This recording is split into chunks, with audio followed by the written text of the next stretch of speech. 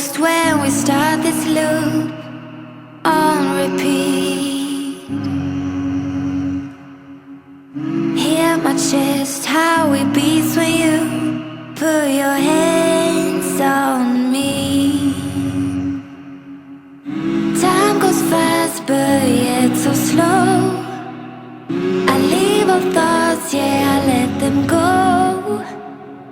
'Cause I'm here with you, and all I need is you.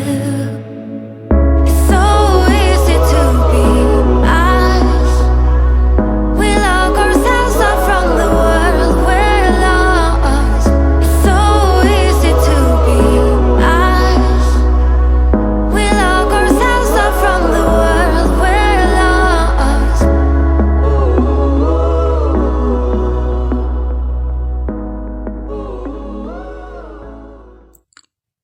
Tales of a Shifter, Season 1, Episode 2. Ezekiel didn't know exactly what called him off the beaten path that night, but on instinct he had followed the soft breeze. Now he stood and watched the mortal below him, from the tree branches high above the intruder's own oblivious head, so close that he could smell nothing but thick, coppery blood. It drenched the air. It bled across Ezekiel's senses, tickling the beast inside of him. It growled dangerously, coming awake in moments as if jolted from its rest within him. So strange. It was a curious scent, this blood. Something else was there laced along with it. It overpowered the smell of pine that had always been a part of his clan's forests. The smell of a mortal was alien to him in and of itself. Ezekiel had never actually met one in person. Of course, he had been told all kinds of things, much of which he had quickly tossed right back out of his brain before it could take root. Many shifters not only wanted to stay far away from mortals, but a lot of them feared their sapient partners. His people seemed to mistrust their weapons, and even more so, they mistrusted their influence. But many shifters just disliked their massive numbers. Unlike any of the 7 shifter clans that resided around the world, it was well known that mortals rarely suffered from things like infertility. In fact, Ezekiel even heard it told that the mortals had so many children that many of them were discarded by their parents or sold into slavery or wiped completely from the womb. But this blood, it almost smarted as Ezekiel inhaled it. It was so strong, so new. He took another inhale. A deep rumble bumbled up into the darkness. The beast within him was disturbed by the smell and yet compelled to pull it in. It's like pepper was being drugged deep into his nose. But beneath the strange pinch, there was something warm, something intriguing. Ezekiel knew that he needed to run this stranger off for good. And yet, Ezekiel found himself stuck there in the trees, simply clocking the unwitting mortal with his own senses. In the back of his mind, he heard the anxious growls of his companion, the shifter. The beast inside, the big cat, was more than disturbed by the mortal's presence and his sharp scent.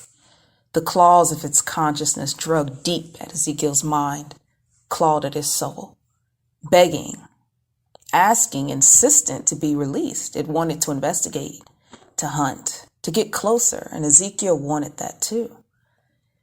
He soothed his companion, calming its energy, but still the air filled with the warm popping of the shift. Small aspects of his inner beast began to bleed through, merging with his mortal form, mixing them. Ezekiel's soft blue eyes and black pupils contracted sharply, slitting into the eyes of a beast, a cat. And Ezekiel knew that his irises would be shining now. An iridescent bright blue light would now be lent to his gaze by the shifter inside, which often turned his soft blue gaze into twin globes of light. The blue on them was far too pale to be called a sky blue. To him, it was more like the hot flash of lightning in a storm, which was an unpleasant feeling tug, following the energy he released until his nails were sharp claws, more than capable of ripping a man limb from limb. His teeth also grew, and much like his nails, this was accompanied by a very unpleasant tugging sensation, as his molars and canines extended into fangs worthy of any hunter.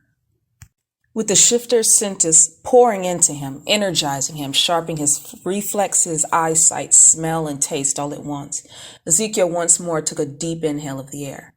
With a soft, inhuman growl, he started testing it for information. Smell could tell him so many things. Smell could reveal how his prey was feeling, if they were sick, where they had been, even what items they were possibly carrying on them. So Ezekiel opened his mouth and he pulled in the air, parting his lips slightly so that the scent could saturate his tongue in the back of his throat. And he instantly wished that he hadn't. Ezekiel gagged hard as the smell of sour pus and sickly pungent rot began to coat the back of his throat. An infection. A terrible infection, Ezekiel thought to himself as he tried to take another breath. This mortal's sick, very sick. How did he manage to get here in that state? Ezekiel shook his head. He will be dead soon, Ezekiel realized as he looked down upon the muttering mortal. Not only could Ezekiel smell the blood, but his feral eyes saw the way the intruder's bloody clothing had stuck to the stranger's shivering body. He could smell it coating the air like a mountain of pepper and copper. The taste of it on his palate was warm, so warm that it burned Ezekiel's nose. But oddly, he didn't want to turn and leave. He couldn't turn away. He wanted to speak to the mortal all of a sudden. He wanted to investigate. He wanted to smell more of this strange yet somehow good smell. He wanted to meet this being that he knew almost nothing about. He wanted to help it. Mortals aren't supposed to be here, Ezekiel reminded himself. Then he looked down at the intruder again. The mortal was screaming something. His voice was so dry and broken that it made Ezekiel cringe. Still, it's sick. If I leave him now, I don't think he'll make it. There was so much blood. And now Ezekiel was torn. Did one run an injured, dying mortal away from their lands, or did he help it? Unexpectedly, the choice was made for him as the mortal suddenly broke down. He cut off his mad rants and slumped over into a huddle against the pine tree. Liquid coughs and sounds that Ezekiel had never known before began to come out of the intruder below him. Sounds that hurt him to hear, like sobs, like soft screams, like agony. And before he knew it, Ezekiel was going down. But remaining cautious, Ezekiel hissed down at the intruder to get his attention first. Possibly startled by the sound, the mortal screamed and jerked up his head, and Ezekiel couldn't help chuckling darkly as the stranger jumped nearly out of his skin. Ezekiel could sense the mortal fighting to find the voice that taunted him in the darkness from above. But Ezekiel also knew that he was well hidden from view. The man could not see him. But Ezekiel also could not see his face well either. Just the top of the mortal's head now. Its hair was a light golden brown, soaking wet. Simple pants and a shirt also soaking wet. And there were bright, giant bloodstains all over him. But more important than all of that, Ezekiel couldn't see anything on the tree that could be used as a weapon. No sheaves, no bulges in his pockets. Ezekiel knew that this didn't exactly mean that the intruder didn't have any hidden blades on him, and yet he had no choice but to move forward. I gotta take this slow just in case, he told himself. Then he moved in more. Ezekiel stalked along the branches over the mortal's head, towing the wood beneath his feet. His movements were graceful, smooth, confident. Because of the beast inside, Ezekiel never feared falling. He trusted the beast. His inner cat had led him to safety, navigated the darkness for its mortal counterpart all of his life. Quickly, Ezekiel leapt down from the tree without any hesitation. Like fluid, he fell down to the forest floor 10 feet below, until he felt the shock of the spongy needles underneath his feet. Ezekiel then let gravity pull him down into a crouch as he came to a stop, and then he listened for the mortal's response. Ezekiel had only landed a few feet away from him, but the mortal didn't seem to have noticed him yet. Ezekiel had heard that mortals couldn't see well in dim light, nor did it seem like they could smell the way his people did. Any shifter would have smelled him by now. But this stranger remained slumped over by the tree, making that horrible noise, smelling so different from anything Ezekiel ever known. Suddenly, the mortal spoke. "Please stop it. Please just stop." The intruder sobbed into the shoulder of the pine tree, holding him up. His face was still a mystery to Ezekiel, as the mortal had it turned into the dark shadows of the night, and his dirty, wet hair was obscuring most of his face. But his voice was shaky and breathless, scared. Ezekiel straightened up on his feet, silently watching the intruder for any signs of agitation as he took one cautious step, and then another cautious step forward, and as he moved, Ezekiel tried to speak to the strange person. "Hello?" Ezekiel said softly to the mortal, and was rewarded with a terrified shout as the mortal's head jerked up into his direction. Ezekiel paused for a moment as the mortal seemed to finally notice him, standing there in the darkness. Still, Ezekiel couldn't really see his face, but their eyes did meet. Mint green and shadows. That's what he saw. Eyes so green that they should have been glowing. Eyes so lost that they took one look at Ezekiel and got darker with pure, deep distress. They looked at each other for only a few more moments before the mortal made a soft, broken sound and scrambled back into the trees even more. He was holding on to his side, Ezekiel could see. He could also see the blood rushing, gushing. Instantly, Ezekiel got hit with another sharp jab of his scent. Pus, dirt, blood. So much strange blood. "Hey, what happened to you?" he asked as he took another step closer. "What's wrong?" "No," the intruder abruptly moaned. "I won't." "You won't?" Ezekiel asked him, confused by this mortal's erratic behavior. "You won't what?"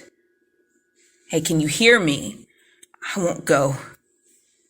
The intruder simply whispered in return, "I won't." Ezekiel shook his head. Did all mortals behave this way? Ezekiel asked himself as he moved closer. Or is he just acting this way because of the pain that he's in? But somewhere along the way, Ezekiel made a terrible mistake. He had dropped his guard and entered the mortal's personal space. Purely on instinct, Ezekiel began to shift his weight to the side just as the blow hit him. The intruder's shin cracked hard into his right thigh with more force and far more power than Ezekiel would have thought was possible. Ezekiel stumbled back as he blocked the groin shot, but he didn't get the chance to be happy about it before he looked up and saw a silvery blade coming down for him. With a snarl, more beast than man, Ezekiel charged into the mortal. He clamped his hands around the mortal's small wrist that was holding the blade and slammed him back into the tree. The mortal screamed in agony, and Ezekiel smelled more blood rush out into the air. But the mortal wasn't done in by Ezekiel's attack. A small fist cracked into the side of his head once, then twice, releasing pure pain. Ezekiel tottered to the side as blood blossomed inside of his cheek, and his hold on the mortal slipped suddenly, and then the mortal started to rush into him. Ezekiel retreated. With his hands out to his sides and his knees bent, he stepped back as the mortal ran right at him. The intruder slashed the blade back and forth in a whimsical, wild fashion. He knew what he was doing with that blade, Ezekiel soon realized, as he looked for an opening, and he failed to find one for the first few seconds. Close and centered to the body, he held his blade. The mortar held himself in a tight ball pure of rage and precision. And Ezekiel didn't want to risk tackling him and getting cut himself. But there was something. The blood. The more that the mortal moved, the more that the blood on his side and on his pants began to deepen. Fresh blood soaking his body. But still he kept going. Ezekiel found himself getting increasingly upset as he continued to move backwards and around, dancing, trying to find a way to stop the man. All he knew was that the mortal was going to make himself bleed to death. Abruptly, between a straight thrust of his blade that had Ezekiel jumping back to keep from getting disemboweled, the mortal stumbled over his own feet. Ezekiel saw the hookup and he shot back. He slugged the mortal across the jaw, and even though Ezekiel pulled the blow so that he was not using his full strength, the intruder promptly crumpled onto the pine needles in front of him and did not move again. Slightly guilt-stricken, Ezekiel stared down at the man. Shit, did I kill him so easily? He asked himself as he dropped his fist and stood up straighter. Panting, Ezekiel didn't waste one moment. He crouched down next to the mortal. He tried to feel for a pulse, and that's when the mortal hit him with the blade. With a broken scream, the man sat up, staring Ezekiel straight in the eyes. Flashing in the moon, the mortal turned and slammed the blade deep into his chest, so close and so deep by his heart that Ezekiel swore he felt the cold metal brush against it. And then, before Ezekiel could recover his wits, the blade was ripped back out of him, and the mortal cocked back his hand, ready to drive it back into him once more. Ezekiel roared. No, the beast inside of him roared out its rage. Energy flooded into his body, pushing the pain back for a moment, allowing Ezekiel to snap his body into position. He dropped out of the blade's way, fell back onto his hands, and then he raised his leg and slammed it down into the mortal's stomach and ribs. And this time he didn't hold anything back. The mortal screamed in true agony, a sound that made Ezekiel hate himself a little bit coming out of that bruised mouth as the mortal dropped the blade down into the soil. Then the man rolled over onto his stomach and he started trying to crawl away, coughing, hacking, sobbing for his air. Jesus Christ, would you stop it already? Ezekiel found himself snarling as he scrambled across the earth and struggled with the mortal once more, grabbing at his hands, trying to stop him. Just calm down, the shifter growled as the mortal elbowed him across the cheek. Finally, completely fed up, Ezekiel grabbed the man's wet clothes, flipped him over, and turned him onto his back. Then he had to straddle the intruder to keep him still and negate any kicks that he was trying to deliver. And yet the mortal just kept right on fighting him. The mortal screamed more, his green eyes so wide but unseeing, his panic and his pain and all the blood was like a blanket around him. It was suffocating. The mortal kept kicking and punching, fighting for his very life, tears running down his cheeks. Damn it! Stop! Calm down! Ezekiel's hands closed around the man's throat like iron. The mortal went still beneath him for a second, probably shocked at his touch. Then the intruder clawed at Ezekiel's hand, gasping for air, choking on a wordless sob as he found that he could not pull Ezekiel's fingers away. His fear was impossible to ignore. His struggle so weak now, compared to his earlier, more aggressive movements, that Ezekiel wanted to lessen the strength of his hold immediately. Just calm down. I don't want to hurt you, he said softly, looking away from the intruder, back over his shoulder.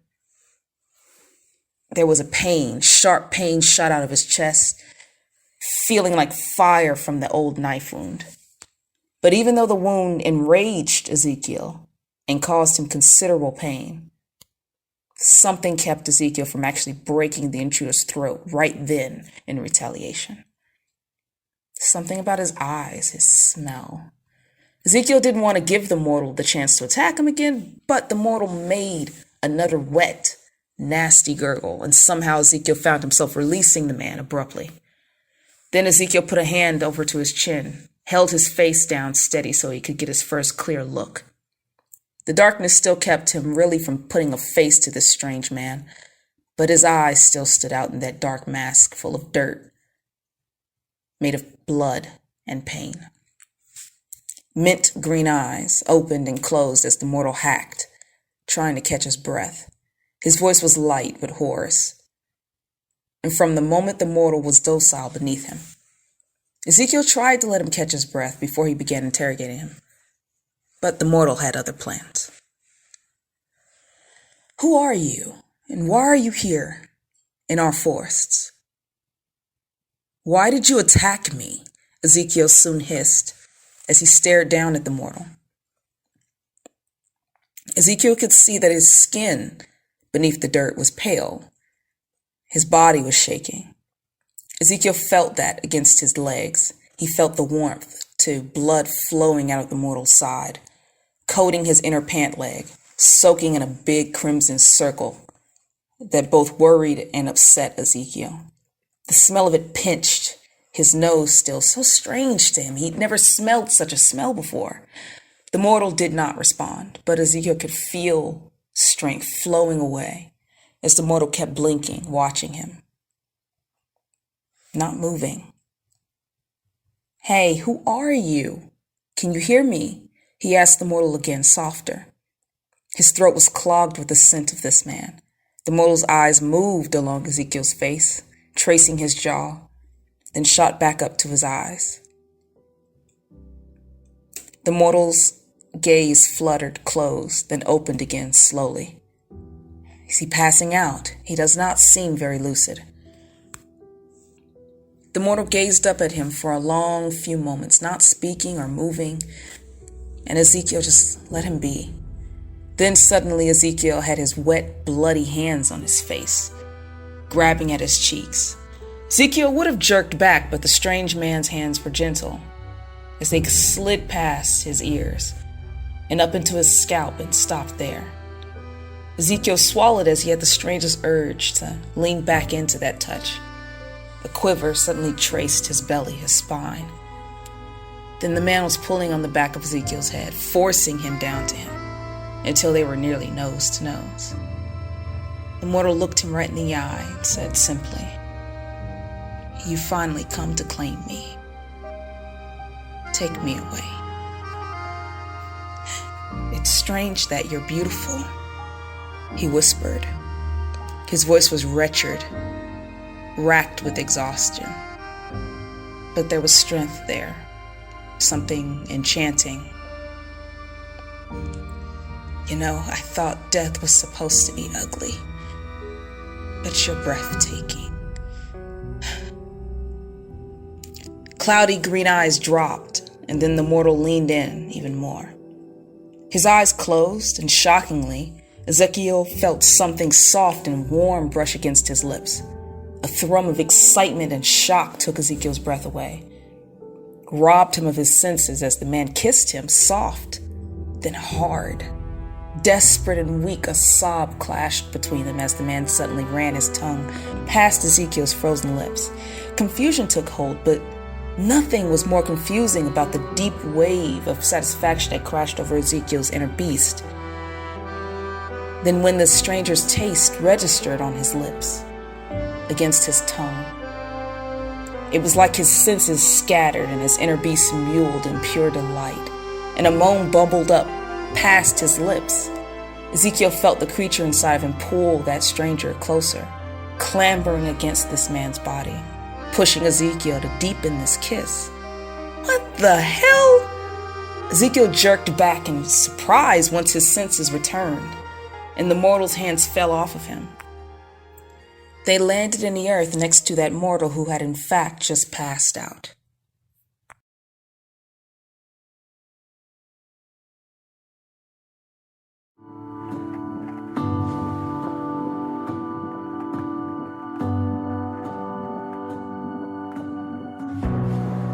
Come back tomorrow. You know it's not enough that I can make you laugh. Why try to